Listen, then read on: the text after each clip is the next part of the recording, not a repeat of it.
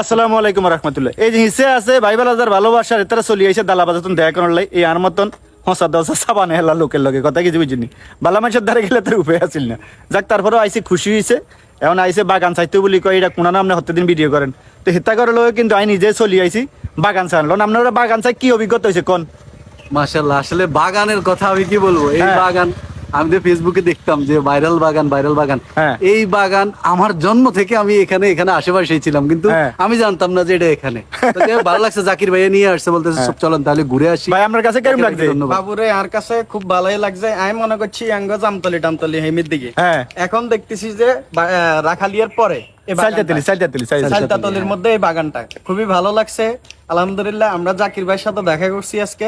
সবাই সাপোর্ট করবেন। আসসালামু আলাইকুম। ওয়ালাইকুম আসসালাম। আপনার কাছে কেমন লাগছে ভাইয়া? ভাই প্রশান্তময় এক দৃশ্য। প্রশান্ত দেখছেন কলিজা জুড়ে মানে কলিজা জুড়ানো প্রশান্তময় দৃশ্য, মানে এক কথায় অসাধারণ। সব ভালো থাকবেন, যে তারা আছে এটা হিসে হেতাগুলাতে দোয়া করবেন সবসময়। মুসলমান হলে দোয়া করবো, এটা হলো সবচেয়ে বড় কথা।